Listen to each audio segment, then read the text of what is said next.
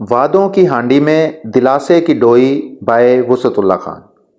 ماضی کے بارے میں تو ہم سب جانتے ہیں کہ درخشاں ہی ہوتا ہے، بالکل اس شخص کی طرح جو بھلے زندگی میں کیسا ہی کمینہ ہو، مرنے کے بعد اس میں خوبیاں ہی ڈھونڈی جاتی ہیں۔ کوئی بھی حکومت ہو اس لحاظ سے اچھی ہی ہوتی ہے کہ وہ حال سے بے حال لوگوں کو آنے والی صبح کی روح پہلی کرنیں ایڈوانس میں دکھاتی رہتی ہیں، بالکل اس ماں کی طرح جو بھوکے بچوں کو پھسلانے کے لیے چولہے پر پانی سے بھری ہانڈی میں 2 پتھر ڈال کر ڈوئی چلاتی رہتی ہے۔ بس میری جان کے ٹکڑوں، تھوڑا صبر اور لذیذ سالن تیار ہونے ہی والا ہے۔ 2-4 بار تو یہ ناٹک چلتا ہے، پھر بچے بھی آہستہ آہستہ سیانے ہونے لگتے ہیں کہ اماں کے پاس دلاسے کی ڈوئی کے سوا کچھ نہیں۔ دعا ہے کہ موجودہ ہائیبرڈ چوں چوں کا مربع سیٹ اپ جو اربوں ڈالر کی سرمایہ کاری راستے میں ہے کہ لوری سنا کے قوم کو سلانے کی کوشش کر رہا ہے، واقعی اس بار سچ کر جائے۔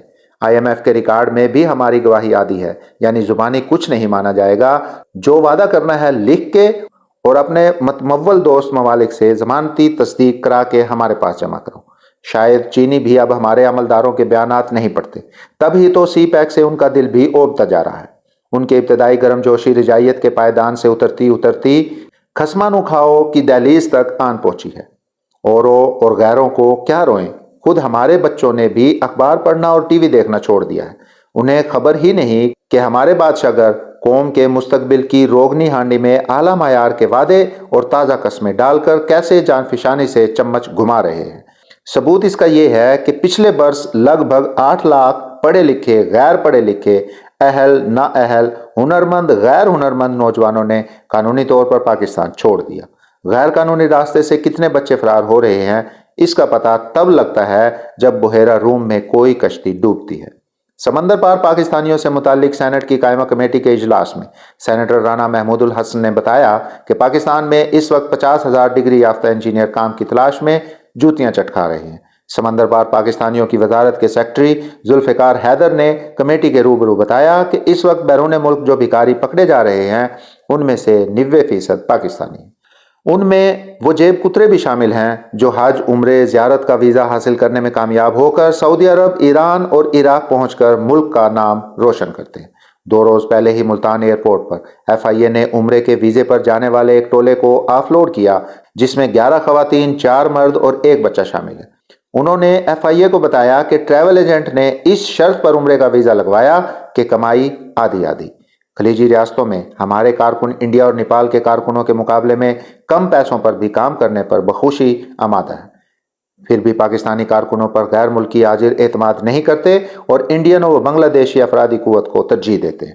قائمہ کمیٹی کے رکن سینیٹر محمود الحسن کے بقول انڈیا چاند پر اتر رہا ہے اور ہم روزانہ نیا چند چڑھا رہے ہیں۔ ریاست اندرون ملک آئین و قانون کے دبدبے اور بیرون ملک سافٹ امیج کا نام ہے۔ لوگوں کے دل سے آئین اور قانون کا دبدبہ اٹھا تو ریاست گئی، سافٹ امیج پر دھبا لگا تو اعتبار گیا، اعتبار گیا تو عزت گئی۔ اب تو یہ بھی پتہ نہیں چلتا کہ ترک جو کچھ عرصے پہلے تک پاکستان کا نام سن کر تمتما جاتے تھے، اب صرف پاکستانی پاسپورٹ دیکھ کر زیر لب مسکرانے لگتے ہیں، تو جانے خوش ہوتے ہیں کہ ترس کھاتے ہیں۔ 40 برس پہلے 162 ممالک میں پاکستانیوں کی ویزا فری انٹری کو ہم نے اپنی مسلسل محنت و لگن سے آج صرف 10 ممالک میں ویزا فری انٹری تک سکیڑ دیا ہے، حتیٰ کہ وہ 63 ممالک بھی سبز پاسپورٹ پر رحم کھانے کو تیار نہیں جن کے شہری پیشگی ویزا لیے بغیر پاکستان میں کبھی بھی داخل ہو سکتے ہیں۔ بیرون ملک پکڑے جانے والے 90% بھکاری اگر پاکستانی ہیں تو بھلے ہوتے رہیں۔ اب تو ہمارے حکمران بھی سالم تیارہ کر کے کسی خلیجی ایئرپورٹ پر اترتے ہیں تو میزبان سجاوٹی مسکراہٹ کے ساتھ استقبال کرتے ہوئے یہی سوچتا رہتا ہے کہ ارمانی، ورساچی، بربری یا ٹیڈ بیکر کے سوٹ ڈاٹے یہ خوش پوش فقیر اس بار کتنا ادھار مانگنے آیا ہے۔ جس طرح چہار جانب اوپر تلے مسلسل گل کھلائے جا رہے ہیں، اس کے بعد یہی کسر باقی ہے کہ غیر ملکی میزبان خیر مقدمی حال میں پینا فلیکس لگوا لے کہ ادھار محبت کی کینچی ہے۔ ہمارے کسی بھی اہلکاری مہمان کو ڈیزائنرز گھڑی، منقش تلوار، مرسڈیز، جڑاؤ گھوڑا اور تینزونائٹ نیکلس دینے سے پہلے اس پر کندہ کروا دے کہ ناٹ فار سیل۔ ہو رہا ہوں میں کس طرح برباد، دیکھنے والے ہاتھ ملتے ہیں۔